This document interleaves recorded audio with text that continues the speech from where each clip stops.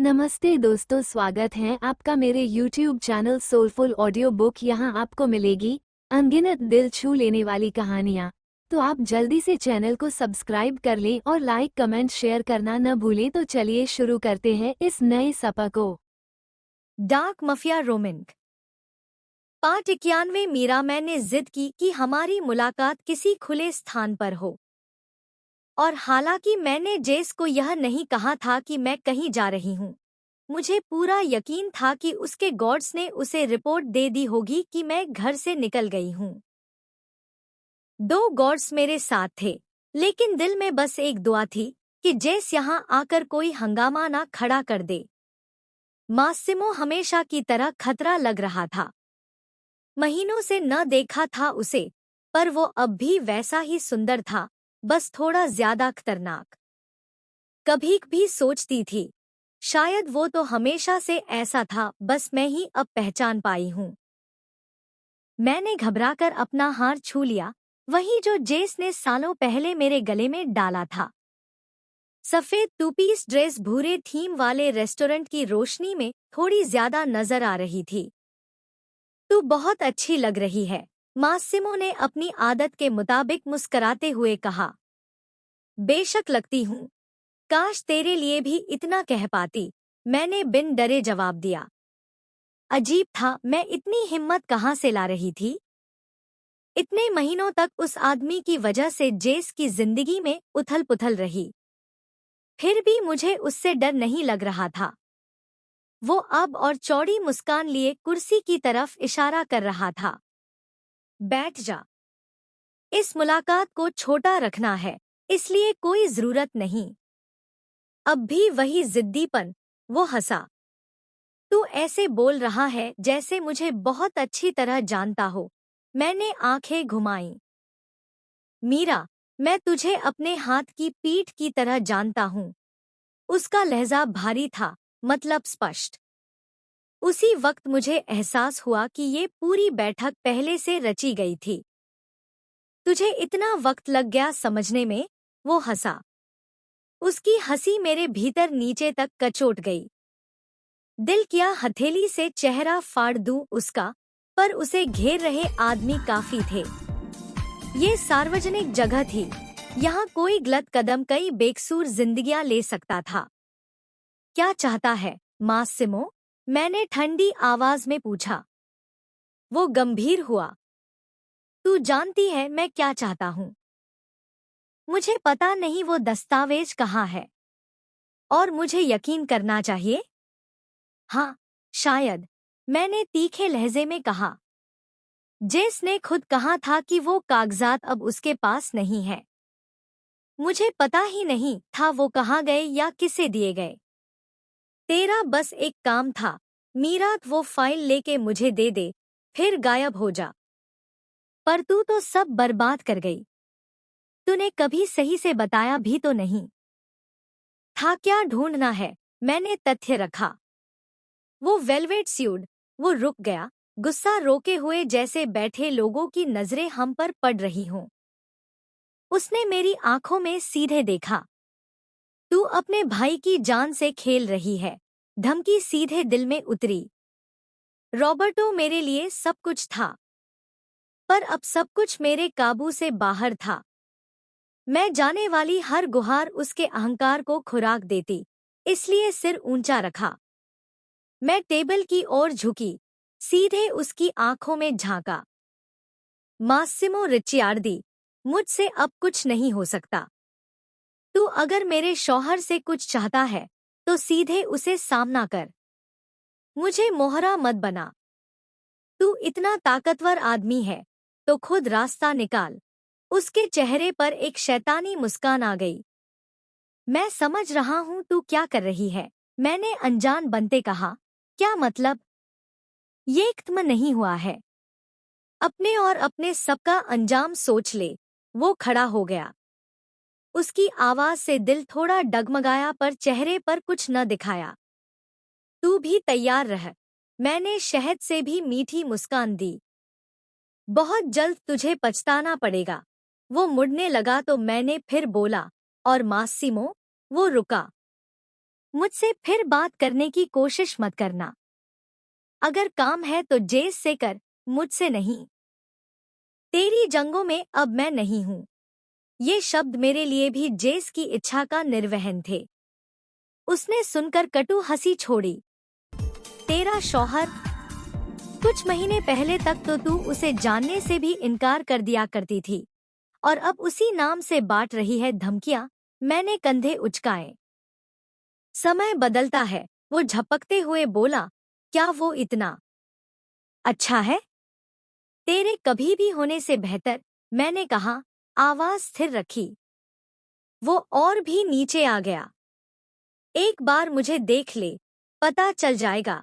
मैं हंसी, उसकी झुंझलाहट स्पष्ट थी। अहंकार दर्द देता है ना? वो मेरी तरफ बढ़ा पर मेरे साथ आए गॉड ने बीच में रोक लिया। उसने धीरे से कहा, पीठ का ख्याल रखना मेरे बेल। तू भी रखना, मैंने ठंडी आवाज में कहा। दिल किया पीछे से गन निकाल लूं और सिर उड़ा दूं, पर नहीं, वो बहुत आसान होता। वो अपनी सजा खुद ही ढूंढेगा।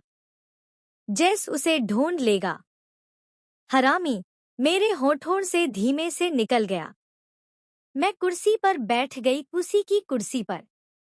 दिल में अजीब सुकून था। मैंने अपने दुश्मन का सामना किया था बिना डरे।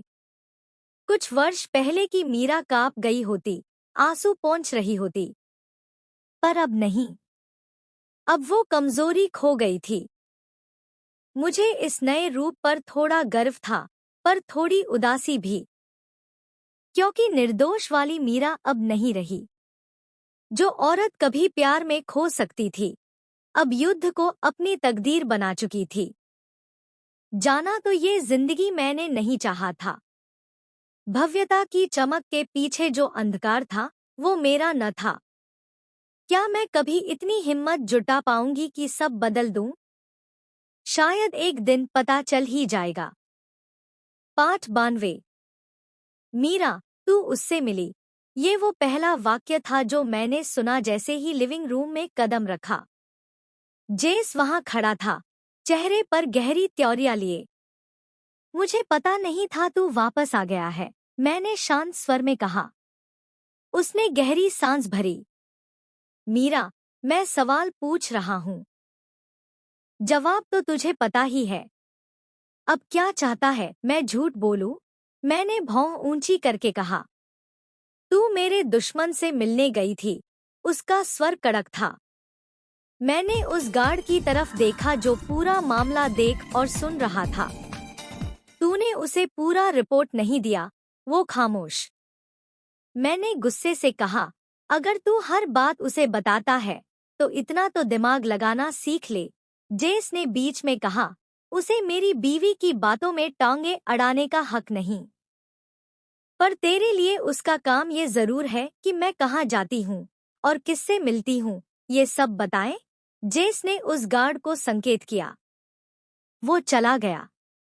मैंने सीधे कहा, बस जान ले, तू कभी सुनती नहीं। वो बीच में बोला, मुझे बोलने तो दे कम से कम। मीरा, तू समझ नहीं रही, उससे मिलना खतरनाक था। समझ दिखाने का मतलब कमजोरी नहीं। तेरा वहां जाना एकदम नासमझी था। धन्यवाद मेरी अक्ल को इतना ऊंचा मानने के लिए। मीरा, जेस, मैं बच्ची नहीं हूं। मुझे अब तेरी हर कदम की इजाजत नहीं चाहिए। मैं अपना ध्यान खुद रख सकती हूं। पर फिर भी वो तुझे मार सकता था। पर उसने नहीं मारा। मैंने सीने पर हाथ रखा। और देख, मैं खुद वहां से निकल आई बिना तेरी हीरो एंट्री के। वो अब बस देख रहा था। मैं हीरो नहीं बनना चाहता। तो क्या है तू? विलेन? वो मोड़ गया और ऊपर चला गया, कुछ कहे बिना। मैं जानती थी। मैंने पीछे से जोर से कहा, हमेशा से सोचा था, उसकी जिद का कोई अंत न था। जेस फिर कहीं निकल गया, शायद किसी और मिशन पर। मुझे खाली घर गूंजता महसूस हो रहा था। हर दीवार मेरे दिल की तरह खाली लगी। कहने को मैं ठीक था, पर अंदर के अकेलेपन ने पकड़ ली। मन किया कि कभी के लिए सिर्फ एक सामान्य बीवी बन जाओ, जो दिन भर इंतजार करती, पर कम से कम जानती हो कि उसका आदमी कहाँ है। मैंने हिम्मत की, फोन उठाया और उसका नंबर मिलाया। इस बार उसने उठा लिया। हाय, मैंने धीमे से कहा। सब ठीक है। मैं अभी थोड़ी देर पहले ही गया था। मैंने लंबी सांस ली। हाँ, सब ठीक है। बस तू याद आ रहा था। कई सेकंड की खामोशी रही, फिर उसके सांस लेने की आवाज आई। वो पिघल रहा था। मुझे भी तू याद आई, वो धीरे से बोला। आज रात घर आ रहा हूँ। मेरे चेहरे पर चकाचौंध सी मुस्कुराहट आ गई। डिनर लाइन पर, ठीक है? मैं तेरी पसंदीदा डिश बनाऊंगी। ठीक है, मिसेज रोमानो। मुझे तेरे हाथ का प्यार याद आ गया। और मुझे तेरी आवाज, मैंने हंसकर कहा। I love you. Love you too. Call कटते ही मैं अनायास मुस्कुरा पड़ी, जैसे किशोरी हो। मन में बस एक उत्साह था, वो घर आ रहा था। रसोई में आज मैंने खुद कुकिंग की। शेफ को छुट्टी दे दी। ट्रफल रिसोट्टो के साथ साथ उसकी पसंदीदा डेजर्ट भी बनाए। टेबल पर कैंडल लगाई, खुशबू के लिए लैवेंडर जलाई। फिर मैंने शॉवर लिया और एक हल्के नाइट रोब में बदल गई। भोजन का वक्त आ गया। वो अब तक नहीं आया था। 10 मिनट बीत गए, फिर 15। मैं चिंतित होने लगी। फोन उठाने ही वाली थी कि एलिवेटर की घंटी बजी। वो था। डेनिम और साधारण शर्ट में जेस बहुत सुंदर लग रहा था। अक्सर वो सूट में रहता था, पर आज ये सादा रूप शायद ज्यादा मानवीय और प्यार सा लगा। यहाँ तो खुशबू ही खुशबू है, उसने मुस्कुराकर कहा। चख के देख, खुशबू से भी बेहतर है, मैंने हल्के स्वर में कहा। माफ करना, थोड़ा लेट। वो रुक गया। उसकी नजर मुझ पर ठहर गई। कमरे की हवा जैसे भारी हो गई। तू जब लग रही है, मियां अमोर। उसके इस कहने से मेरा दम रुक सा गया। उसने मुझे अपनी ओर खींचा और होठों को अपने साथ मिला लिया। कुछ क्षण के लिए मैं भूल गई कि खाना मेज पर रखा है। गिगल्स के बीच मैंने कहा, जेस, भोजन ठंडा हो रहा है। भूख तो मुझे भी है, वो गंभीर स्वर में फुसफुसाया, पर पता नहीं पहले क्या खाऊं। मैंने अनजान बनते कहा, आज तेरी पसंदीदा डिश बनाई है। वाह, वो कुर्सी पर बैठ गया। तू जानती है मुझे चीनी कम पसंद है, इसलिए मीठा हल्का रखा है, मैंने स्नेह से कहा। वो हल्के से मुस्कराया, मेरे होठों पर धीमा चुंबन दिया और फिर खाने में लग गया। खामोशी के बीच हम थोड़ा बात करते रहे, पर कहीं अंदर उबाल अब भी था, प्यार का या कुंठा का, समझ ना पाई। डेजर्ट के अंत में उसने मुझे अपनी गोद में खींच लिया। उसका चुंबन भीषण थोड़ा, पर उसमें वो नरमी भी थी जो सिर्फ उसी के पास थी। रात धीरे धीरे गर्मी में ढलती गई। नीरसता भूल गई। मेरे अरमान और उसकी थकी सांसें एक ताल में घुलती गईं। और उस रात, जब सब कुछ थम गया, तो बस एक सच रहा, हमारी लड़ाइयों के बीच भले कितनी ही दूरी क्यों न आ जाए, हमारी चुप्पियों के बीच अब भी प्यार धड़क रहा था। 93 जेस मीरा मेरे लिए नशा सी थी। उसका एक स्पर्श मुझे जैसे तपती रक्तधारा में घोल देता थी। मैं उसके इतना करीब आ जाना चाहता था कि हमारी सांसें, हमारी धड़कनें एक हो जाए। उसके साथ हर पल मुझे याद दिलाता था कि बाकी दुनिया किस कदर बेवजह है। उस रात हमारे बीच जो थोड़ी दूरी रह गई थी, वो भी मिट गई। मैंने उसे अपनी बाहों में उठाया और कमरे में ले गया। वो थकी सी थी, पर उसकी आंखों में मुझ के लिए वो ही तलखी और तमन्ना थी जो हमेशा रहती थी। उस रात हमने जो भी कहा, कर गुजरे, वो शब्दों से परे था। एक आवेश, एक अधूरा मोह, और एक धोखे के बाद भी कायम रिश्ता। मीरा मेरी पकड़ में थी पर मैं उसका कैदी था। हम सिर्फ देह से नहीं, दिल से भी टकरा रहे थे।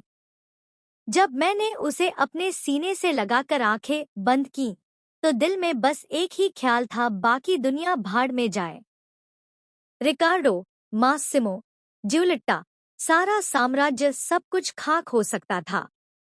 इस पल मेरे पास सिर्फ मीरा थी और वो ही मुझे जिंदा रख रही थी। उसे अपनी बाहों में भरते ही मुझे एहसास हो रहा था कि अगर इस औरत को कुछ भी हो गया तो मैं पूरे शहर को राख में बदल दूंगा।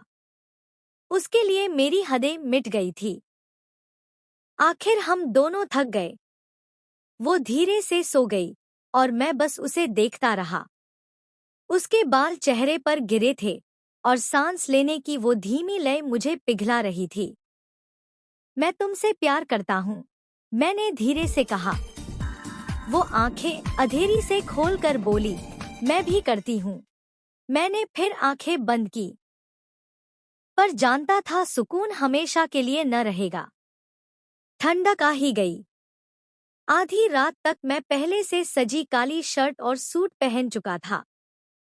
चेहरा फिर से उस डॉन का हो गया था जो कभी सोता नहीं। लुका का मैसेज आया, एंजो फंस गया है, वो रास्ते में है। मैंने मुस्कुराकर फोन रखा। शिकारी का समय था। एंजो अकड़ के अमेरिका पहुंच गया था बिना अपने पिता को बताना। घमंडी लड़का हमेशा ही अपनी बर्बादी छोड़े बिना नहीं रह सका। पुरानी गाड़ी घड़ी की दिशा में घूम रही थी और मैं गोदाम पहुंचा। गलियों में तेज तेल और जंग की बू फैली थी। थोड़ी देर में दरवाजा खुला। वो ही था एंजो। अपने महंगे जूते की टिक टिक के साथ वो अरेना में दाखिल हुआ, मानो ये उसका इलाका हो। खरीदार कहाँ है? उसने तेज स्वर में पूछा। यहाँ, मैंने पिलर के पीछे से कदम आगे बढ़ाते हुए कहा। उसके चेहरे पे पहले चकित हैरानी, फिर घबराहट की आंच गुजरी जिसे उसने फौरन ढक लिया। कजिन जाकोपो, उसने नकली मुस्कान के साथ कहा, ये तो अनुमान के बाहर था। मेरे लिए नहीं, मैंने सम स्वर में कहा, तू अपनी जुबान से जहर फैला रहा था। मासिमो से सौदेबाजी, अपने बाप तक को बेचना। क्या सोचा था, खबर मुझ तक नहीं पहुंचेगी? उसकी हंसी खोखली थी। तू गलत फहमी में है। मैंने फर्जी पेपर टेबल पर पटके। वो झुका, पढ़ा और चेहरा सफेद हो गया। तेरा दिमाग खराब है। मेरे पिता तुझसे कभी ज्यादा मुझ पर भरोसा करेंगे। शायद। मैंने कंधे उचकाए, पर अब उन्हें सच बताने वाला कोई नहीं। मैंने ट्रिगर दबाया। गोली सीधे उसके माथे के बीच लगी। उसका शरीर धीरे से कंक्रीट पर गिरा, खून वाइन की तरह फैल गया। मैं झुका, धीरे से कहा, धोखे का अंत हमेशा ऐसा ही होता है। कोई भाव नहीं था, बस ज्वालाओं जैसी ठंडक। घर आकर रिकार्डो को जब ये पता चलेगा, तो उसकी दुनिया भी ढह जाएगी। और उसी शोक में मैं उससे उसका सब कुछ छीन लूंगा। मैंने गन वापस डाल दी, फोन निकाला और लुका को कॉल किया। खत्म हो गया। बाकी साफ? उसका प्रश्न आया। जला दो सब। कोई निशान न बचे। रिकार्डो को ये खबर सड़कों से पहले पहुंचनी चाहिए, मेरे मुंह से नहीं। कैप्सको, उसने शांत स्वर में कहा। कॉल काटते ही मैंने फिर सांस ली। एक मुसीबत हटी, पर एक नई आंधी बीज बन गई। यही खेल था, खून और यकीन के बीच खड़ा राज। पर जैसे ही मैंने कार का दरवाजा खोला, दिल फिर घर की तरफ झुक गया। मीरा का चेहरा, उसकी आवाज, उसका नाम सब दिमाग में आ गया। एक तरफ गोली की गूंज थी, दूसरी तरफ उसकी मुलायम सांसें। एक तरफ खून का दाग था, दूसरी तरफ उसकी खुशबू। अगर वो कभी जान गई कि मैं क्या करता हूँ, किसे मार रहा हूँ, शायद वो मुझसे फिर दूर हो जाए। पर क्या वो पहले से सब कुछ समझती नहीं? शायद हाँ। वो हमेशा मेरी रगों में पढ़ लेती थी। शहर के किनारे सुबह की लालिमा फैल रही थी जब मैं अपने घूमते घर पर पहुंचा। गार्ड्स ने सैल्यूट किया। मैंने बस सिर हिलाया। कमरे तक पहुंचा, वो ही वहीं थी। मीरा सोई थी, मेरे पलंग के मेरे पक्ष पर, ऐसे जैसे मेरी गैरमौजूदगी में भी मुझे ढूंढती रही हो। चादर उसके कंधे से सरकी थी। उस नरम त्वचा पर वही चिन्ह थे जहां मैंने चुंबन दिया था। मैं दरवाजे पर खड़ा रहा काफी देर तक। वो गर्मी जो मुझे उससे मिलती थी और वो ठंडक जो मैं साथ ला रहा था, दोनों एक संसार में न उतर सकते थे। मैंने कोट उतारा। कमरे की गंध में बारूद अब भी था। धीरे से बिस्तर में घुसा, उसके पीछे हाथ रखा। वो थोड़ी हिली, पर जागी नहीं।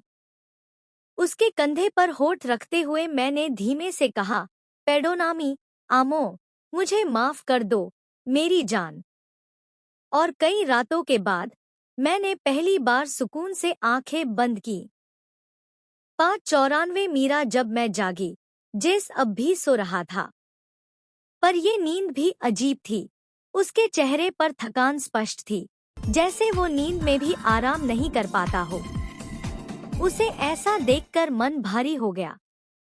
मुझे लगा कल की रात शायद उसका तनाव थोड़ा हल्का कर देगी, पर यकीनन वो सिर्फ एक क्षणिक सुकून था।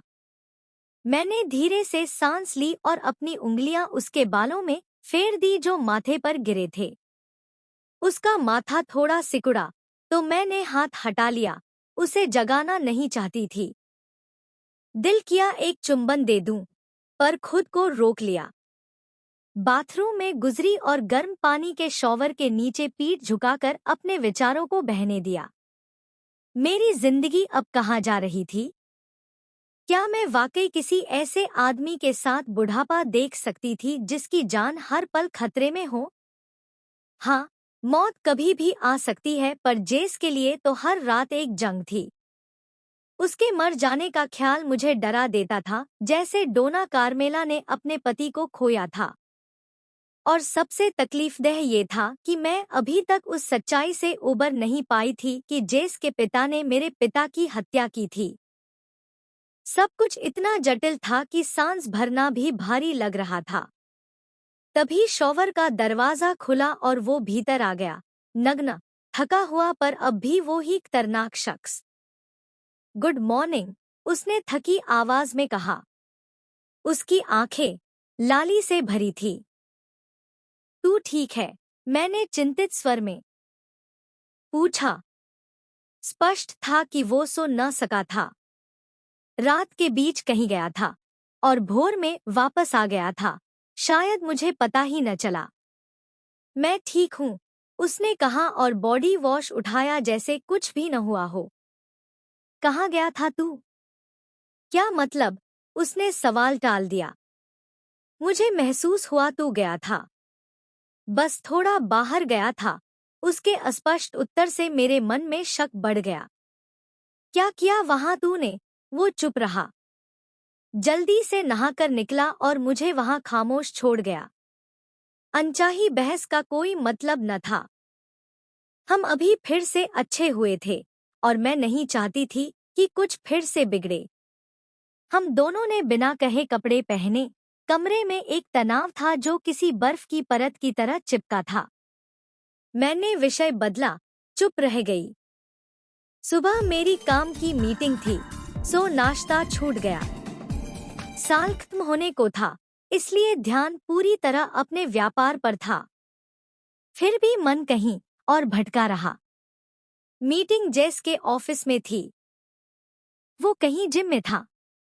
1 घंटे बाद काम खत्म होने पर मुझे भूख महसूस होने लगी और रसोई से खुशबू आ रही थी। मैंने ऑफिस चारों तरफ देखा, जिज्ञासा फिर हावी हो गई। मैंने ड्रॉवर खींचा, अंदर एक फाइल भरी थी। बस उसे खोलने वाली थी कि दरवाजा खुला। नाश्ता तैयार है। और हाँ मीरा, तुझे मेरी चीजों में झांकने की आदत छोड़नी चाहिए। उसका स्वर सूखा था, पर मुस्कान हल्की। मेरा दिल थोड़ा धड़क गया। और तुझे राज रखने की आदत छोड़नी चाहिए। नहीं छोड़ सकता, उसने संक्षिप्त कहा और कंधे उचकाए। मैंने सांस ली और उसके पास आई। वो ताजगी से भीगा था। फिर से नहाया। वर्कआउट के बाद जरूरत पड़ी। तू महक रहा है, मैंने धीरे से कहा और पास झुककर सूंघ लिया। उसकी हंसी हल्की गूंजी और उसने मुझे अपनी गोद में खींच लिया। इस बार ये चुप्पी भारी न थी। ये वो शांति थी जो मेरी अंदर की बेचैनी को थाम लेती थी। चलो, खाना ठंडा हो रहा होगा, मैंने कहा इससे पहले कि भावनाओं में बह जाऊं। हाँ, वो धीमे से कहा, नजरों को मुझसे हटाए बिना। ऐसे क्यों देख रहा है? मैंने हौले से हंसकर पूछा। सोच रहा था कैसे इतना नसीब वाला हो गया मैं शर्मा कर हंसी। उसने सिर चूम लिया और टेबल की तरफ ले गया। हमने शांति से खाना खाया। फिर उसका फोन बजा। वो कॉल उठाते ही सफेद सा पड़ गया। मैंने चेहरे की झलक से पहचाना बुरी खबर थी। क्या हुआ? मैंने धीरे से पूछा। उसने कप में कॉफी हिलाते हुए कहा, एंजो की लाश मिली है, जले हुए गोदाम में। मैं जड़ हो गई। हालांकि मैं एंजो से नफरत करती थी, वो घृणित था, पर इतनी अचानक उसकी मौत। क्या तूने किया ये? मैंने सीधे उसकी आंखों में देखा। वो धीरे से मुस्कराया। तू क्या सोचती है? मेरे पास कोई उत्तर न था। मैंने धीरे से कहा, क्या मासिमो ने किया होगा? हो सकता है। उसने कंधे उचकाए। एंजो हर तरह के गलत कामों में था। मैंने सिर हिलाया। ये तर्क सही थे। मासिमो ऐसे लोगों को यूं ही खत्म कर देता था जब नतीजा न मिले। रिकार्डो का दिल टूट गया होगा, मैंने धीरे से कहा। उसी वक्त उसे फिर कॉल आ गई। वो हंसा। लो वो ही है। कॉल स्पीकर पर लगाई। तूने मेरे बेटे को मार डाला, रिकार्डो की गरज आई। बिना सबूत के इल्जाम मत लगा, जेस ने शांत स्वर में कहा। जाकोपो, शायद तू अपने साथियों से पूछ ले क्या हुआ था। तेरा दुख समझ सकता हूं, पर तेरी बदजुबानी नहीं। इतना कहकर उसने कॉल काट दी। फिर सीधा खड़ा हो गया। मुझे काम पर वापस जाना है। जेस, वो मुड़ा। मैंने धीरे से कहा, तू सच में? तूने वो नहीं किया ना? वो हल्की सी मुस्कान लिए बोला, मीरा, तू क्या सोचती है? और चला गया। उसके जाते ही कमरा फिर से ठंडा हो गया। अगले कुछ दिन अस्तव्यस्त गुजरे। जेस मुश्किल से घर रहता। सुरक्षा कड़ी हो गई थी। हर कोने पे आदमी खड़ा था। मैं हर वक्त सशंक रहती, सोचती कहाँ जा रहा होगा, क्या कर रहा होगा। वो हर बार सिर्फ इतना कह देता, सब ठीक है, चिंता मत कर, और रात गायब हो जात। अब सिर्फ उसकी अनुपस्थिति ही नहीं, मेरे अंदर कोई और असहजता जग उठी थी। पहले थकान आई, जो दिनों तक न गई। फिर उलझन, मतली अब तो कुछ खाने की खुशबू तक अजीब लगने लगी। मैंने पहले सोचा तनाव का परिणाम होगा, पर जब हाथ अनायास पेट पर गया, दिल धक धक करने लगा। क्या मैं गर्भवती हो सकती हूँ?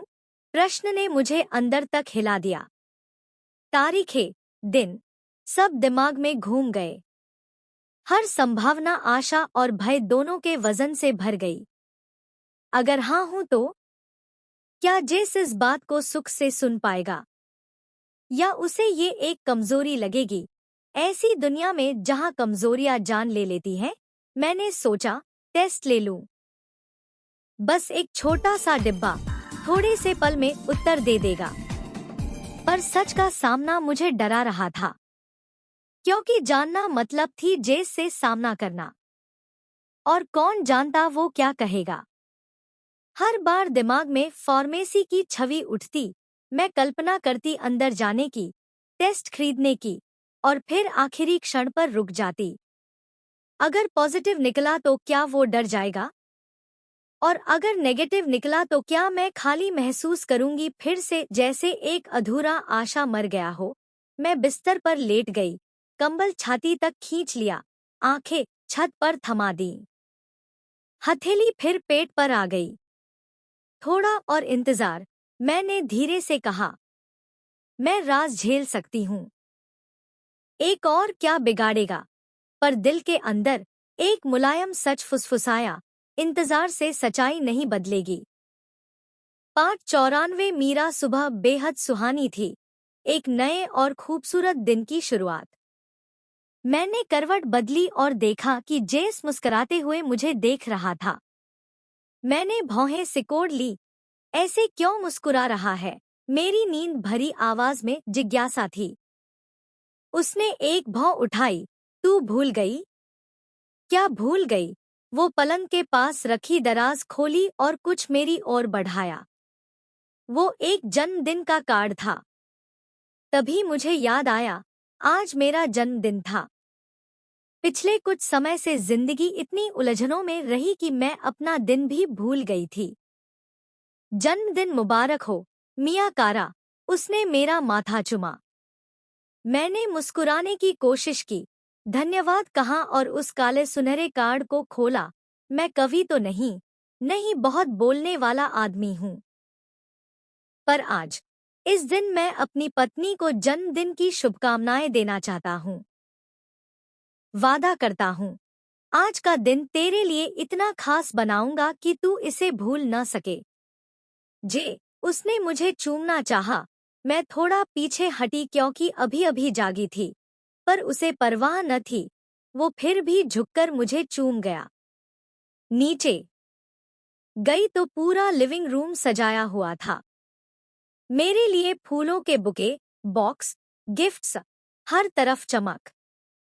मैंने हंसते हुए कहा, जेस, ये सब थोड़ा ज्यादा हो गया। वो हंसा, तेरे लिए कुछ भी ज्यादा नहीं है। और ये उन सालों के लिए भी है, जब मैं तेरे जन्मदिन पर तेरे साथ न था।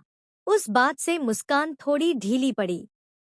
हमारे बीच के 2 साल हमेशा कहीं ना कहीं दरार जैसे उभर आते थे। धन्यवाद, मैंने कहा और उसे चूम लिया। शेफ के आने से हमारा वो पल टूट गया। टेबल पर पूरा नाश्ता और दिलकश सा केक था। जेस हमेशा हर सीमा से आगे जा प्यार जताता था और मैं जानती थी, वो हमेशा ऐसा ही रहेगा। शाम तक डिनर के लिए तैयार हो गई। जेस ने एक शानदार रूफटॉप रेस्टोरेंट में रिजर्वेशन किया था।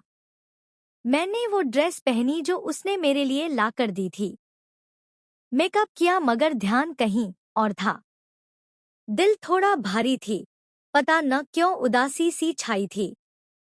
पर फिर सोचा कितनी मेहनत उसने की होगी आज के लिए। मेरा मूड खराब करना ठीक न था। नीचे आके वो दिखा तो ऐसा लगा मानो वो पहली बार मुझे देख रहा है।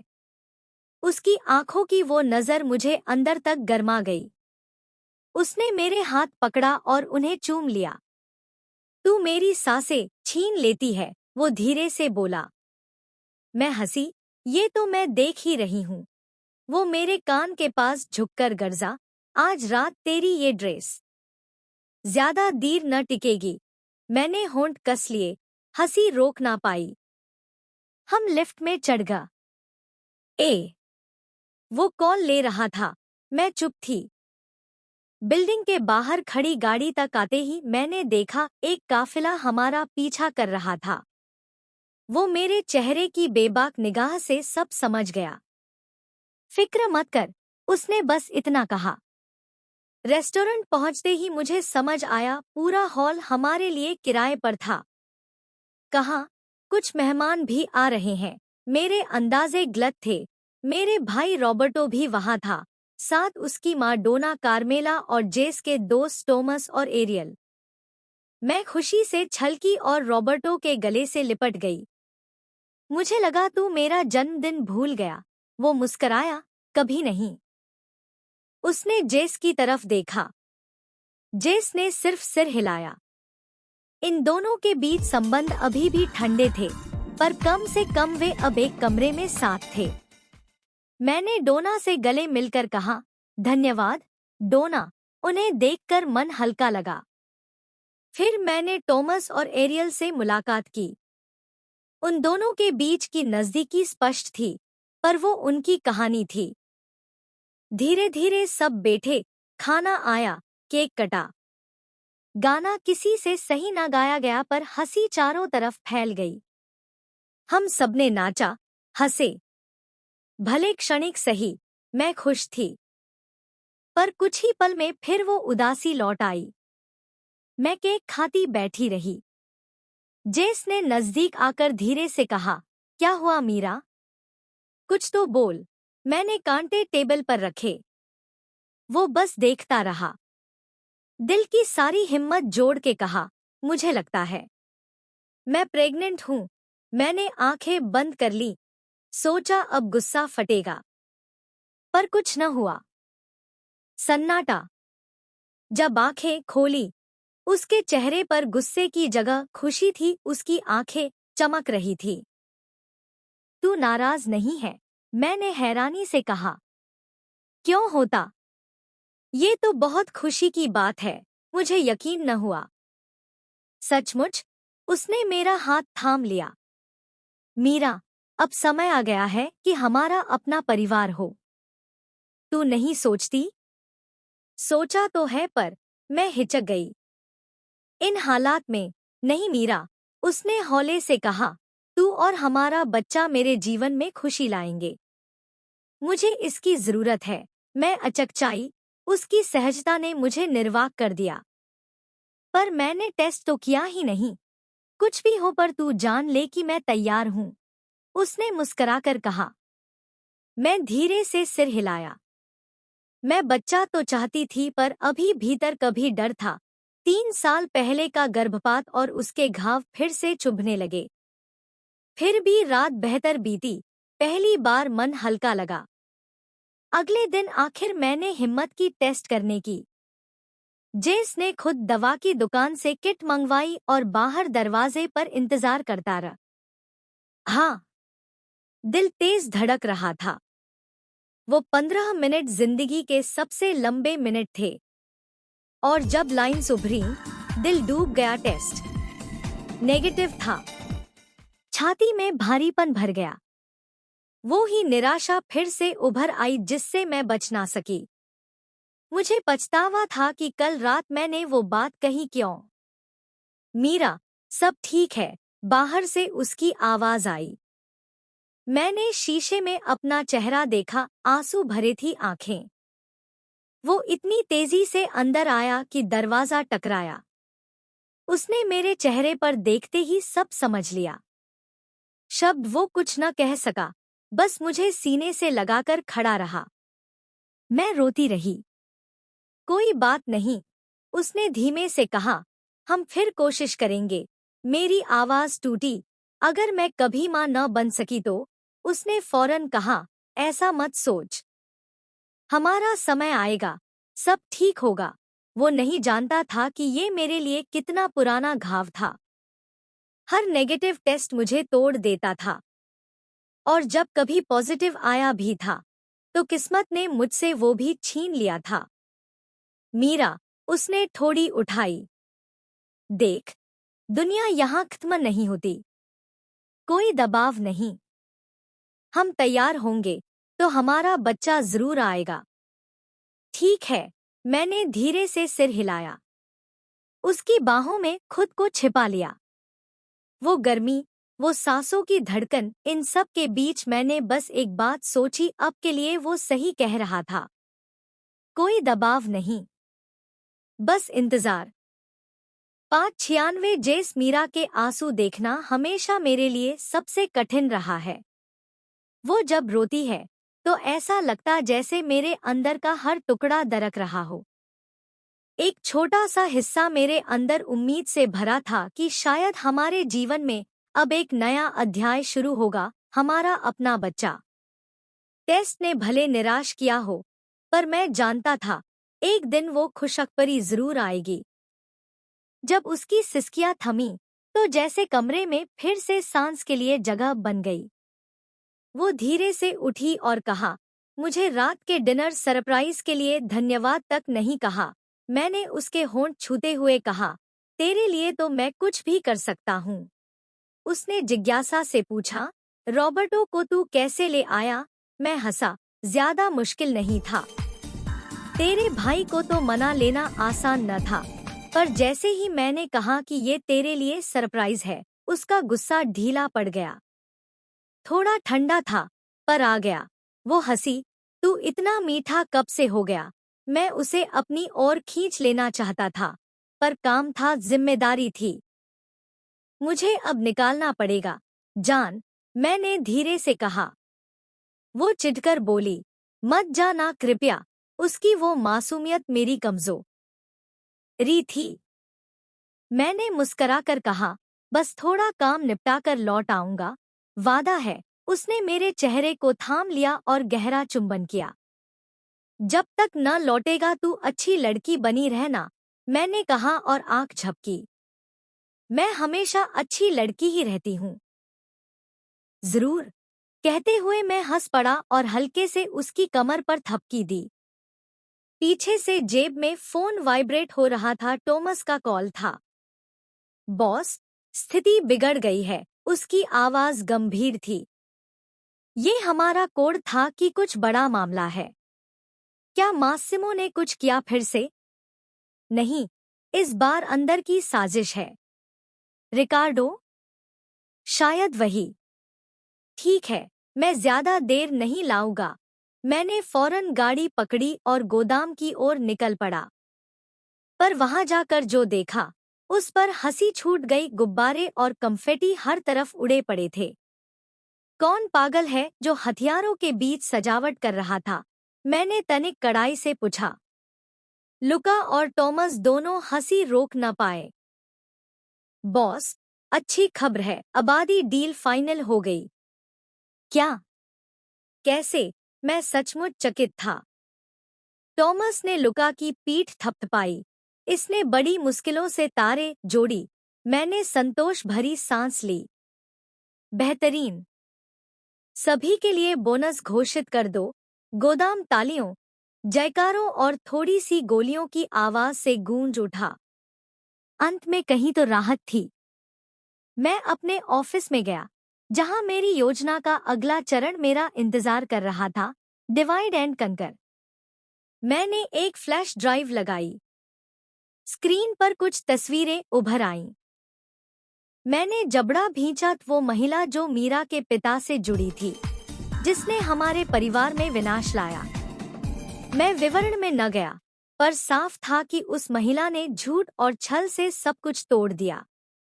अगर धोखा कत्ल की वजह बन सकता है, तो उसे भी काफी पहले मर जाना चाहिए था। मैंने तस्वीरें प्रिंट की, ग्लव्स पहने और खुद उन्हें लिफाफों में भरा। वे उसी तक पहुंचेंगी जिन्हें पहुंचनी थी। अब देखना था दुनिया कैसे धीरे धीरे सुलगती है। कभी भी बदला धीमी आंच पर पकना चाहिए। घर लौटना हमेशा मेरे दिन का सबसे बेहतर हिस्सा था। मीरा ने फिर से वो शांत घरेलू जिंदगी खींच लाई थी। कभी मेरे लिए कुकिंग, कभी बस अपने संग रहना। मैं पहले इसे साधारण समझता था, अब यही मेरी सबसे कीमती चीज थी। घर में घुसते ही बेकरी जैसी खुशबू आई। वो रसोई में थी, पसीने में भीगी हुई, पर चेहरे पर संतोष। मैं दरवाजे पर खड़ा रहा, बिना आवाज के देखता रहा। अचानक उसने मेरी तरफ देखा और चीख पड़ी। स्पैचुला उड़ रही थी। मैंने मुश्किल से झुक के बचाया। जेस, ऐसा अचानक मत किया करो। डरा दिया मुझे। मैं हंस पड़ा, पर उसकी नजर ने मुझे चुप कर दिया। सॉरी, मैंने कहा और आगे बढ़ के पकड़ लिया, माथा चुमा। इतनी जल्दी वापस? तू याद आ रही थी, मैंने सच कहा। वो हंसी, मैं जानती हूँ। ज्यादा घमंडी न बन, मैंने मुस्कुराकर कहा। क्या बना रही है? मैंने पूछा। कुछ नया ट्राई कर रही हूँ। अगर चल गया तो रेस्टोरेंट में भी रखे जाएंगे। मैंने सिर हिलाया और अचानक कहा, चल हम कहीं घूमने चलते हैं। वो हैरान हुई। अचानक वैकेशन? क्यों? बस समय हो गया है, थोड़ा आराम का। कहाँ? लिस्बन। काफी दिन हो गए वहां जाए। वो खुश सी लगी। चेक इन ऑनलाइन से तो सब नहीं पता चलता। ठीक है, चलेंगे। और सिर्फ लिस्बन ही क्यों? पूरा यूरोप घूमेंगे। कितने दिन की योजना है? उसकी आंखें चमक रही थी। 1 महीना। उसने चकित होकर सांस की और फिर बच्चों की तरह उछल पड़ी। यस, वो चीखी। मैंने मुस्कुराकर कहा, समझ गया, मंजूरी मिल गई। बिल्कुल। मैं झुककर उसके कान में कहा, तो फिर इसका जश्न मना लें। वो कुछ कहने ही वाली थी कि मैंने उसे कमर से उठा लिया। उसकी हंसी कमरे भर गई। मैंने उसे काउंटर के खिलाफ टेका और चुमा, गहरा, ऐसा कि बीते कई दिनों के सारे शब्द पिघल गए। वो मेरे अंदर पिघल गई और मैं दिल से जान गया, बाहर की दुनिया, साम्राज्य, युद्ध सब रुक सकते हैं, पर हम दोनों के बीच का ये लम्हा हमेशा जी उठता रहेगा। मैंने उसके कंधे से माथा टिकाकर धीरे से कहा, बाकी सब कुछ रुक सकता है, पर तेरे साथ ये पल, यही मेरी दुनिया है।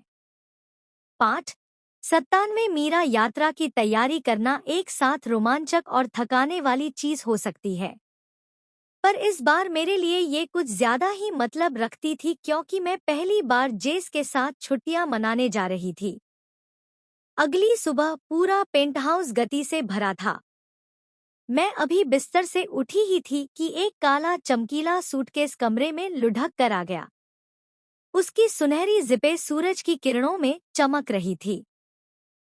जेस ने कहा नहीं था, आदेश दिया था, सिर्फ जरूरी चीजें, मियाकारा। ज्यादा सामान की कोई जरूरत नहीं।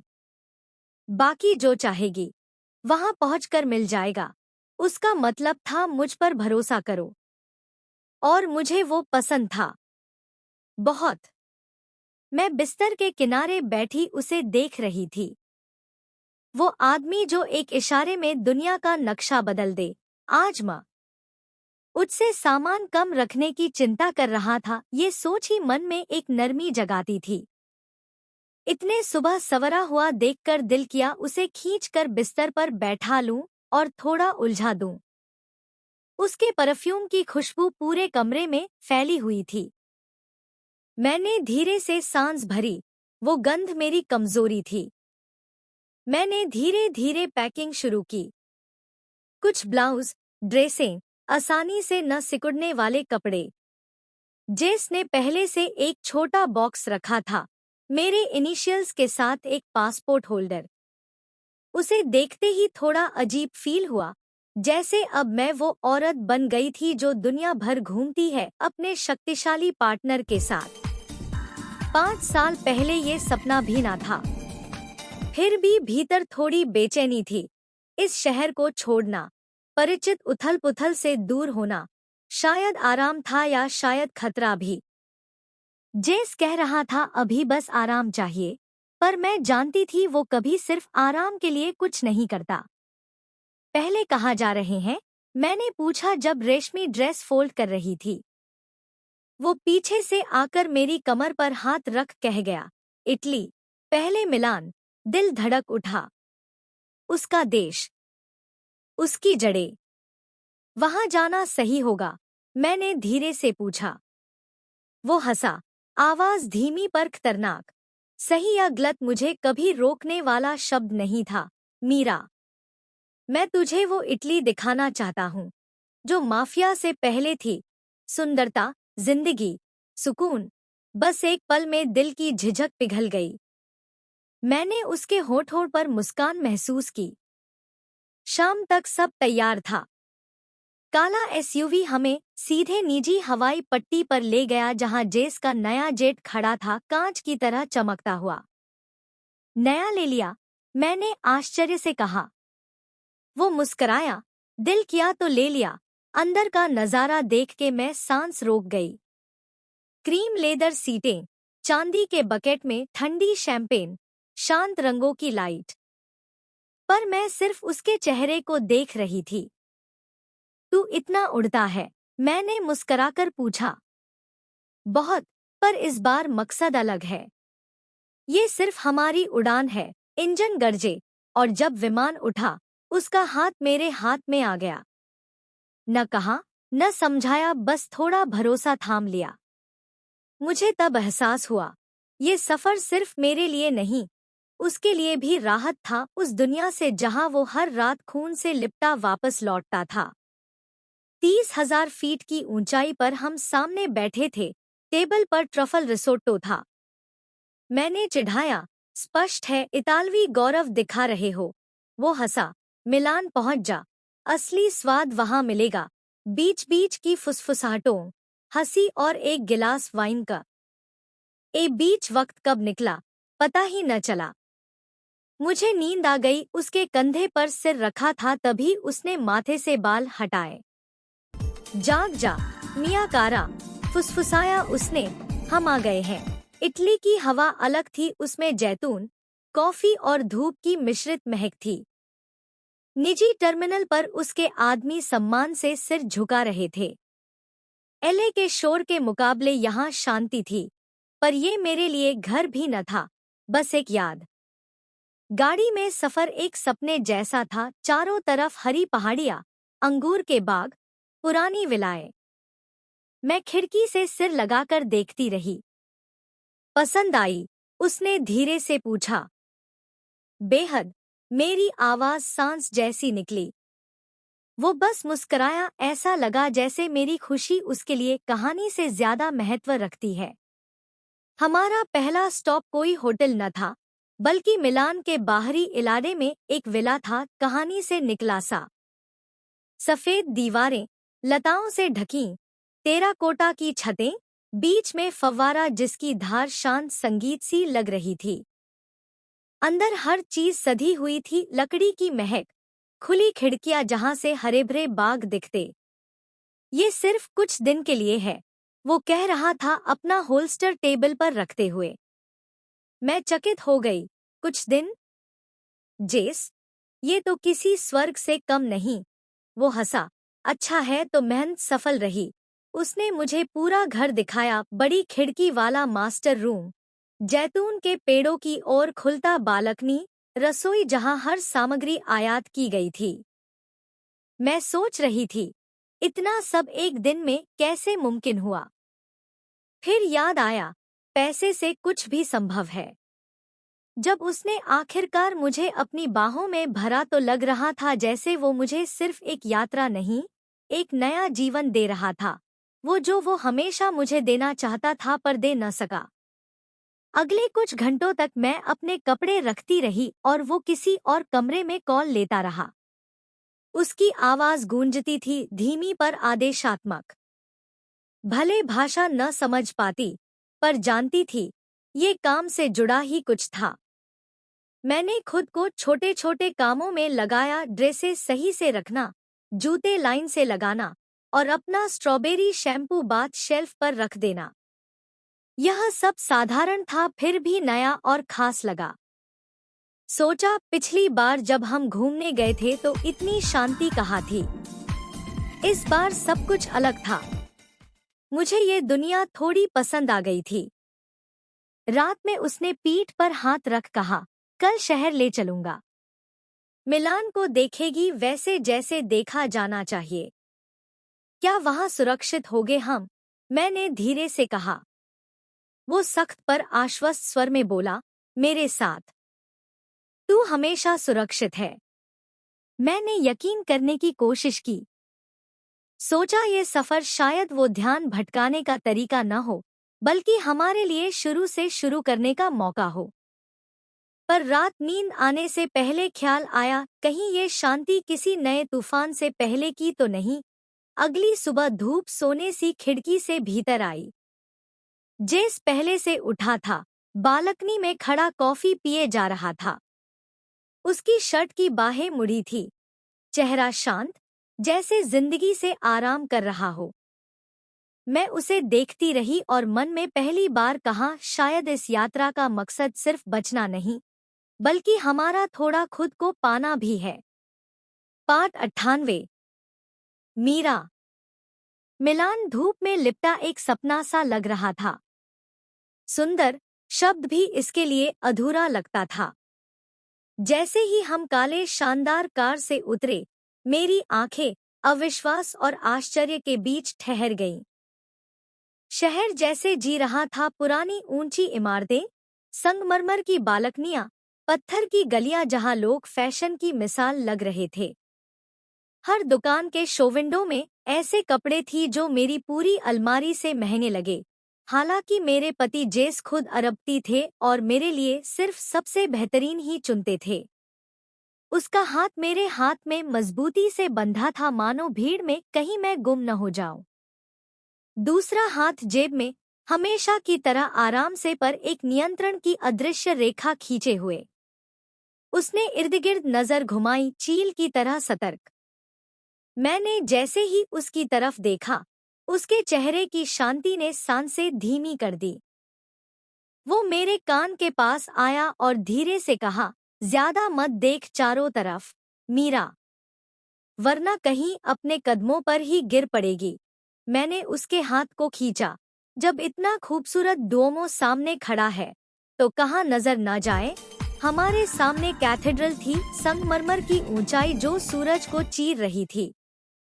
मैंने धीरे से कहा, हे भगवान, ये कितना सुंदर है। उसकी नजर कैथेड्रल पर न थी, मेरे चेहरे पर थी।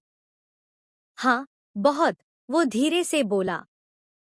जब मैंने उसे देखा, उसकी आंखों में एक मृदुल सी मुस्कान खेले गई थी। दिल तेजी से धड़क उठा और मैंने नजर झुका ली। भीतर प्रवेश करते ही एक शांति थी। रंगीले कांच से गुजरती धूप जैसे दीवारों पर जीवित हो गई थी। ऊंची छत, भव्य स्तंभ और हमारी धड़कनों की आवाज उस खाली वातावरण में गूंज रही थी। जेस भी कुछ क्षण रुक गया। वो प्रार्थना करने वाला आदमी नहीं था, पर फिर भी अपनी नजरें ऊपर उठाकर चित्रित आकाश को देख रहा था। मैंने धीरे से उसका हाथ पकड़ा, उसने मुझे थोड़ा और कस लिया। उस क्षण बोलने की कोई जरूरत नहीं थी। मुझे इस आदमी से प्यार था, हमेशा से था, पर आज वो प्यार नए रूप में महसूस हो रहा था, जैसे बेफिक्री का एक छोटा सा टुकड़ा दुनिया से चुरा लिया गया हो। दोपहर तक हम वहां से निकल आए। वो मुझे एक तंग सी गली में ले गया जहां कॉफी की महक हवा में घुली थी। एक छोटा कैफे, दो बुटीक के बीच छिपा शोर न के बराबर, पर जिंदगी से भरा। हम खिड़की के पास वाली टेबल पर बैठे। वेट्रेस कपचिनो लाकर गई, जिसके ऊपर कोको छिड़का था। जेस ने इतालवी में कुछ ऑर्डर किया। उसकी आवाज इतनी साफ और गहरी थी कि मैं बस देखती रही। मैंने कहा, मुझे पता ही नहीं था तू इतना अच्छा इटालियन बोलता है। वो हल्का सा हंसा, तेरे पास अभी भी काफी कुछ नया जानने को है, मिया कारा। ये किसी धमकी की तरह लगता है, मैंने छेड़ा।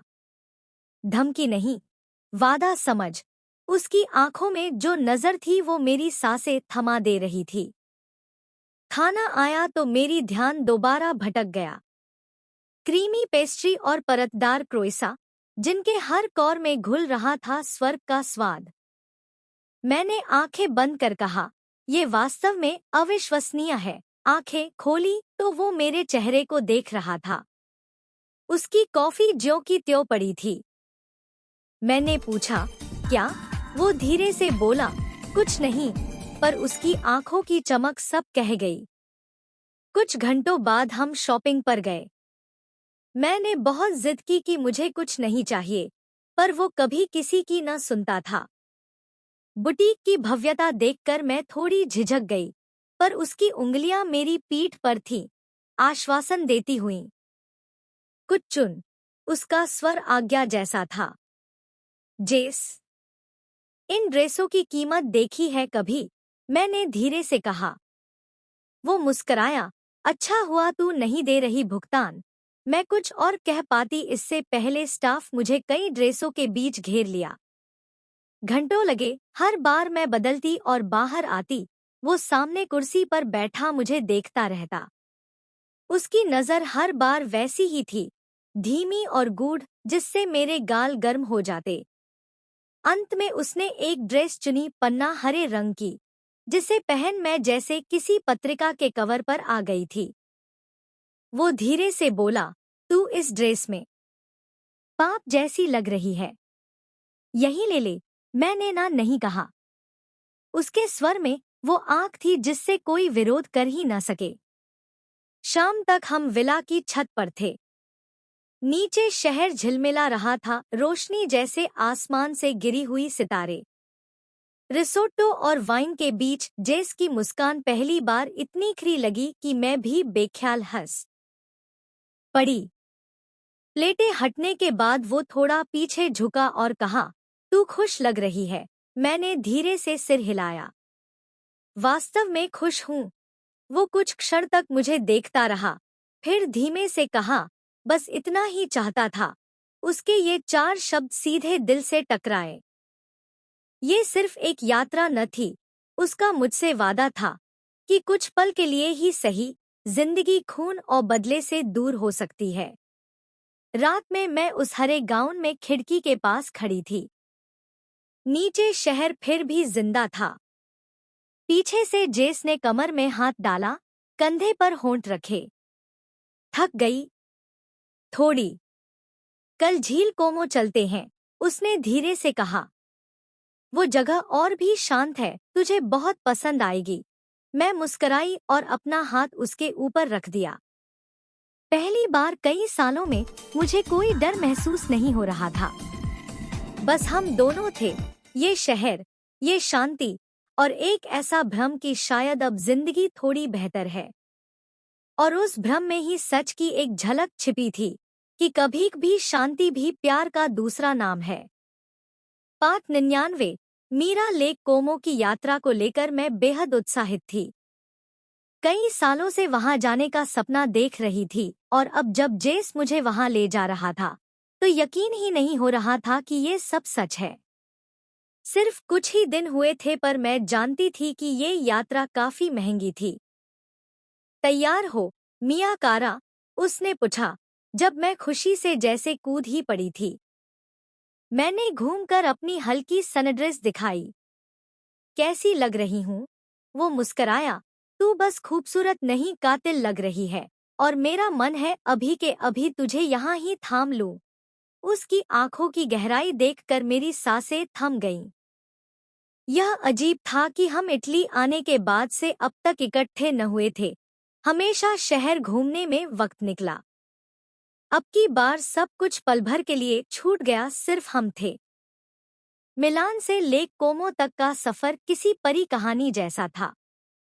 मैं कार की खिड़की के पास बैठी थी, गुनगुनाती जा रही थी। जेस मुझे देखता रहा, उसकी मुस्कान शांत थी।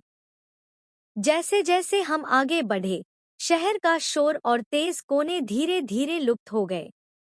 अब घुमावदार पहाड़ी सड़कें थीं। नीचे नीला पानी जो दिन की धूप में सुनहरा सा झिलमिला रहा था। पहाड़ी ढलानों पर छोटी छोटी विलाएं थीं, जिन्हें देख लगता था किसी चित्रकार ने कैनवास पर जगह दी हो। मैंने कांच से माथा लगाकर धीरे से कहा, बहुत सुंदर है, जब पास से देखेगी तब समझेगी। उसका स्वर थोड़ा गर्व भरा था, मानो ये जगह मुझे दिखाना उसके लिए ही एक जीत थी। जब गाड़ी रुकी तो सामने सपने जैसी विला थी, हल्के क्रीम रंग की इमारत, हरी शटर वाली बालकनियां और झील की तरफ मुंह किए खिड़कियां। रास्ते के दोनों तरफ कायप्रस के पेड़ थे, जिनकी छाया धूप में लंबी पड़ी थी। एक महिला घर से बाहर आ गई स्टाफ थी, पर जेस का ध्यान सिर्फ मुझ पर था। मैं सब कुछ देखते हुए शब्दहीन खड़ी सी रह गई। अंदर नींबू और लकड़ी की खुशबू बस गई थी। झाड़पोंछ की चमक, ऊपर मुड़ती सीढ़ियां और पीछे बालकनी से दिखती झील। वो दृश्य जैसे पिघला सोना, क्षितिज तक फैली शांति और पहाड़ों का आलिंगन। उसका हाथ मेरी कमर पर आ गया। पसंद आई? मैंने मुस्कुराते हुए कहा। पसंद? जेस, ये तो चित्र जैसी जगह है। हम यहाँ रहेंगे सच में? उसकी नजर थोड़ी गहरी हुई, फिर धीरे से कहा, जब तक हम चाहें। मैंने सिर्फ तेरे लिए रिजर्व किया है। जब तक हम चाहें। ये शब्द दिल के अंदर कहीं घर कर गए। मैंने मुस्कुराते हुए कहा, हम अभी एक विला से निकले ही थे। वो हल्के से कांधे उचकाकर बोला, मेरी पत्नी के लिए कुछ भी ज्यादा नहीं। हाथ मेरे हाथ पर गया। उसने मेरी अंगूठी को देखा, वो ही हीरा। मैंने कहा, जेस, कुछ सोचना भी मत। वो हंसा। मैंने कहा ही कहा। बस मत कहना। मैंने भौहें उठाईं। वो हाथ ऊपर कर हंस पड़ा। दोपहर में हमने हल्का खाया। फिर वो अचानक कहता है, एक बोट राइड कैसी रहेगी? झील के किनारे खड़ी लकड़ी की बोट शानदार थी, महंगी, लेकिन दिल को छू जाने वाली सादगी के साथ। उसने मेरा हाथ पकड़कर मदद की। वो स्पर्श थोड़ी देर तक त्वचा पर ठहरा रहा। पानी पर बोट शांत लकीरें खींच रही थी। मैंने अपना हाथ पानी पर फेरा, ठंडा, स्वच्छ, और महसूस किया कि दुनिया जैसे थम गई हो। जेस मुझे देख रहा था, दृश्य को नहीं। मैंने हंसकर पूछा, क्या तू कभी आराम भी कर पाता है? वो धीरे से मुस्कराया, अभी तो कर रहा हूँ। सच में ये तेरा आराम है? ये मैं ही हूँ, उसने कहा। और शायद ये ही जवाब काफी था। हवा के झोंके से मेरे बाल चेहरे पर आ गए।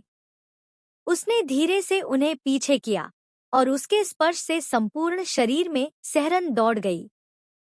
मीरा, उसका स्वर इतना गहरा था कि दिल थम गया। मैंने बिना सोचे उसकी ओर झुक कर चुमा। बस एक पल के लिए भूल गई कि हमारे आसपास दुनिया भी है। बोट राइड कभी इतनी खूबसूरत नहीं थी, न केवल क्योंकि दृश्य जगमोह लेने वाला था, बल्कि क्योंकि मैं उसकी बाहों में थी, अपने जहान से दूर। रात तक सब कुछ शांत था। स्टाफ जा चुका था, बस हम थे और बाहर झील की हल्की लहरें। मैं नंगे पैर छत पे खड़ी थी, पानी में चांद की परछाई देख रही थी। वो पीछे से आया, जैसे हमेशा आता था, बिना आवाज के, पर महसूस हो जाता। उसके हाथ कमर पर आ गए और उसकी आवाज मेरे बालों में गूंजी, इतनी देर से पानी को क्यों देख रही है? शांति लगती है, मैंने धीरे से कहा। यहाँ ऐसा लगता है जैसे कोई बुराई नहीं आ सकती। उसने थोड़ा ज्यादा कसकर थाम लिया। जब तक मैं हूं, तू कहीं भी सुरक्षित है। मैंने आंखें बंद कर ली। मैं चाहती थी वो बातें सच मान लूं। जब आंखें खोली, वो इतना करीब था कि पीछे कुछ दिख ना रहा था। पहली बार वो पूरी तरह शांत लगा, कोई गुस्सा, कोई आदेश नहीं। हम एक क्षण के लिए सिर्फ दो सामान्य इंसान थे। फिर उसने मुझे चूम लिया, धीरे, संयम से। उस रात वो पहली बार थोड़ा अलग था।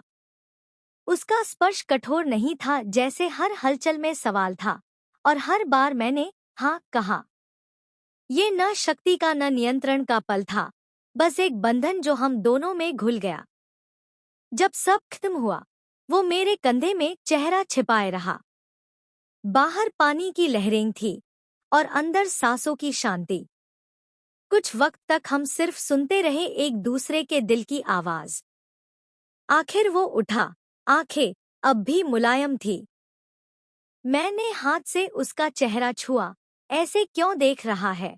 वो हल्के से हंसा, जैसे मैं दुनिया का सबसे भयानक आदमी नहीं। शायद वाकई नहीं है, मैंने कहा। वो मुस्कराया, गर्माहट भरी मुस्कान, और मेरा दिल फिर से पिघल गया। सुबह सोने सी धूप अंदर आई। जैसे ही आंखें खोली, वो पहले से जागा था, एक कोहनी पर टिका, बस मुझे देख रहा था। क्या हुआ? मैंने नींद भरी आवाज में पूछा। कुछ नहीं, उसने धीमे से कहा, बस ये सुनिश्चित करना था कि तू सच में यही है। मेरे चेहरे पर अनायास मुस्कान आ गई। मैं तकिए में मुंह छिपा गई, पर अंदर जानती थी वो सही कह रहा था, और मुझे भी ऐसा ही लग रहा था। ये वास्तव में सच था। हम सचमुच यहाँ थे और सारी दुनिया से दूर। यही हमारा अपना छोटा जहान था जिसे मैं कभी छोड़ना नहीं चाहती थी। पार्ट 100 जेस लेक कोमो की हवा नम और साफ थी, पानी और पाइन की सुगंध के साथ। ये हवा सीने में थोड़ी शांति भर देनी चाहिए थी, पर मेरे अंदर चल रहा तूफान अब आदत सा बन गया था। कुछ तूफान कभी थमता नहीं। मैं विला के बालकनी पर खड़ा था। सूरज ढल रहा था और मीरा झील के किनारे से लौटते वक्त किसी विक्रेता की बात पर हंस रही थी। वो हंसी गोली से ज्यादा तेज छेदती थी, पर दर्द नहीं देती, जीने का कारण बनती थी। उसके हर कदम में मुझे याद आता था कि इस दुनिया में अब भी कुछ पवित्र बचा है, जिसके लिए मैं सब कुछ जला सकता हूँ। और वो मेरा था, हमेशा रहेगा। पिछले कई दिनों से बस हम दोनों थे। सुबह जहां वो रसोई में कॉफी बनाते हुए अपनी उंगलियां जला लेती, दोपहरें जहां हम शहर की पत्थर की गलियों में टहलते और वो हर चीज के बारे में सैकड़ों सवाल पूछती, और रातें जहां हमारा जहान सिर्फ चादरों की सांझ तलाशता। वो पल इतने निर्मल थे कि खतरा भी छूट सा जाता था। मुझे उसकी तलब होने लगी थी। उसकी निगाह पर मैं अपने साम्राज्य को भूल जाता, अपनी क्रूरता को भूल जाता। वो अब मुझसे नफरत न करती थी, ये सोच ही मेरे लिए राहत थी। पर भूलना विकल्प नहीं था। हर मुस्कान, हर चुंबन, हर स्पर्श के नीचे मुझे याद था समुद्र के उस पार अभी भी वो सांप रेंग रहे थे, रिकार्डो, ज्यूलिट्टा, मासिमो। उन्हें लगता था वो मुझे घेर रहे हैं, पर हकीकत में वो मेरी ही सरगम पर नाच रहे थे। मीरा मुड़ी और मुझे देखते हुए कहा, फिर से सोच में डूब गया ना, रोमानो? शायद। मैंने हल्की मुस्कान दी। वो आकर मेरे सीने पर उंगली से टिपकी मारती हुई बोली, तेरा ये वही चेहरा है जो तू पहने रखता है जब अपने सिर में किसी युद्ध का नक्शा बना रहा हो। मैंने उसका हाथ पकड़ा, होठों पर छुआ। क्या कहूँ, जब ऐसा दृश्य सामने हो और तू मेरे पास हो। वो शर्मा गई पर हंसी भी। मीठी बातों से बचना नहीं, सच बोल। वो हमेशा हर दीवार के पीछे देख लेती थी, मेरा धातु का कवच भी उसे रोक ना पाता। तभी फोन वाइब्रेट हुआ, टॉमस का नाम चमक रहा था। मीरा ने भौहें सिकोड़कर कहा, काम का फोन? मैंने बस उसका हाथ दबाया और अंदर चला गया। वो जानती थी, अब पूछना बेकार है। दरवाजे बंद कर कॉल उठाई। टॉमस। बॉस, सब कुछ ठीक चल रहा है, उसकी आवाज में सावधानी थी। रिकार्डो और ज्यूलिट्टा अब एक दूसरे पर चिल्ला रहे हैं। हमारे आदमी ने सुना, वो एंजो की मौत का दोष एक दूसरे पर डाल रहे हैं। उनका संबंध टूट रहा है। पर क्या? मेरा चेहरा कड़ा हो गया। वो अभी भी मासिमो से मिलते हैं। उनकी बात एक ही है, तू उनके लिए सबसे बड़ा खतरा है। अब सारी साजिशें तेरे खिलाफ मुड़ गई हैं। मेरा प्रतिबिंब कांच में उभरा, बर्फीली आंखों वाला आदमी जिसके लिए ये सामान्य था। उन्हें करने दो, मैंने धीरे से कहा। यही तो मजा है, टॉमस। उन्हें लगता है वो मुझे घेर रहे हैं, पर दरअसल फंस रहे हैं। शक मरने न दे, उन्हें संदेह में रख। जब वे एक दूसरे को काटेंगे, तब मैं वार करूंगा। जी, बॉस। न्यूयॉर्क फिलहाल शांत है, और वही शांति खतरनाक हो सकती है। मेरे होंठ से एक सूखी हंसी निकली। बिल्कुल ठीक कहा। आंखें खुली रख। कॉल कटते ही मैं कुछ क्षण कांच में देखता रहा। चेहरा कभी कभी अपने पिता का लगता था। वो छाया जिससे मैं ऊपर उठना चाहता था, अब वो मुझ में रमी हो गई थी। मेरे मन में वही रणनीति घूम रही थी, विभाजित करो, अलग करो। एंजो तो पहले ही खेल से बाहर था, बाकी सब भी जल्द टूट जाएंगे। और फिर खून की लकीरें।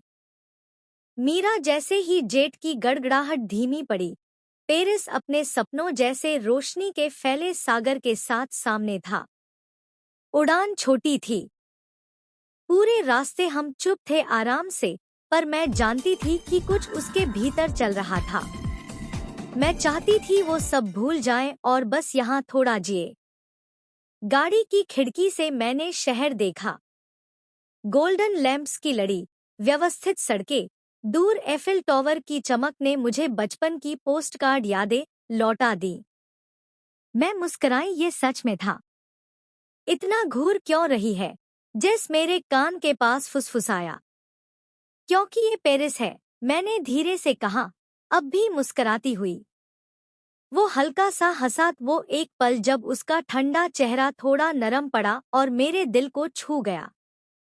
उसकी उंगलियां धीरे से मेरे हाथ पर फिसली, छोटा सा इशारा, पर मेरा दिल थाम गया। हमारी कार पुरानी इमारतों, लोहे की बालकनी और पत्थर की सड़कों से गुजर रही थी। अंत में हम रुके एक ऐसे होटल के बाहर जो सपनों की तरह चमक रहा था। जेस ने हमेशा की तरह सबसे शानदार जगह चुनी थी। अंदर संगमरमर की फर्श, झूमर की चमक और स्टाफ का सम्मान। हम सीधे निजी लिफ्ट से पेंट हाउस तक पहुंचे। दरवाजा खुलते ही मैं ठिठक गई। कांच की दीवारों के उस पार सीन की नदी और एफिल टॉवर मानो हाथ भर की दूरी पर थे। उसकी चमक आसमान से टपकते सितारों सी थी। जेस, मेरी आवाज धीमी पड़ी। मैंने कांच छू लिया, जैसे हकीकत महसूस करना चाहती थी। उसने पीछे से मुझे थाम लिया। कहा था ना, तेरे लिए दुनिया दिखाऊंगा। मैं मुड़ी, वो खतरनाक न लगा, बस वो आदमी लगा जो मुझे टूट कर चाहता है। मेरे मुंह से निकला, जेस, अभी मुझे चाहिए तू। वो हंसा, चेहरा गरम पड़ गया मेरा। उसकी उंगलियां मेरे गाल छू गईं। पहले थोड़ा शहर देख ले, फिर तेरी हर ख्वाहिश पूरी करूंगा, उसने धीमे से कहा। शाम हम सीन के किनारे टहलते रहे। जोड़े हाथों में हाथ डाले, पुलों के नीचे नौकाएं, और दूर से संगीत बह रहा था। जेस हमेशा का ई तरह कम बोला, पर मेरी नजरों में काफी था। लौटने पर टेरेस पर डिनर सज चुका था। सफेद गुलाब, क्रिस्टल गिलास और ठंडी शैंपेन। हम एफिल टॉवर की निगाह में बैठे थे। तूने सब इतनी बारीकी से सोचा, मैंने धीरे से कहा। वो मुस्कराया, मुझे पता है।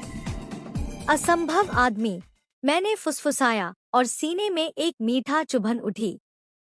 डेसर्ट आया पर कुछ चखा नहीं। उसकी नजरें मेरे पैर तक उतर आईं और हवा भारी हो गई।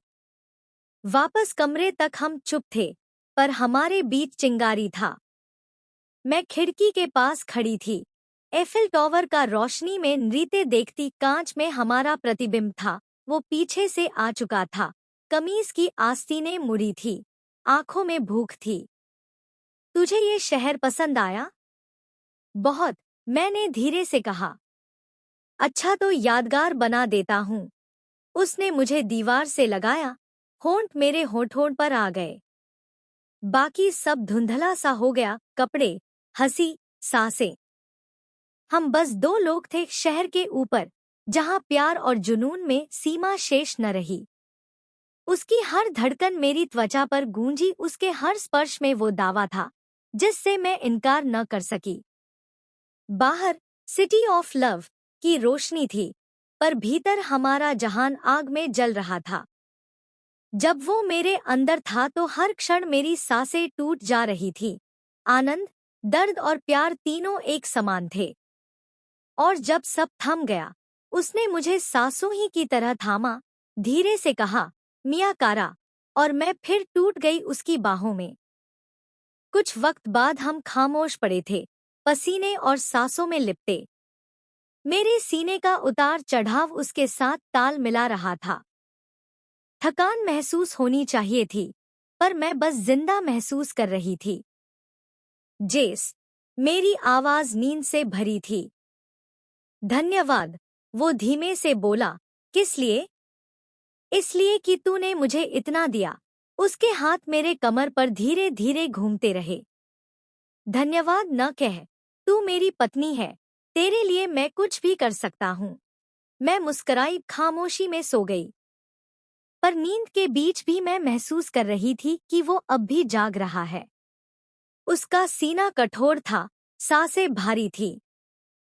मैं जानती थी पेरिस की जगमगाहट के बीच भी वो जंग जो हमारे पीछे छूट गई थी, अब भी हमारे साथ चल रही थी। कुछ ठीक न था और मैं महसूस कर सकती थी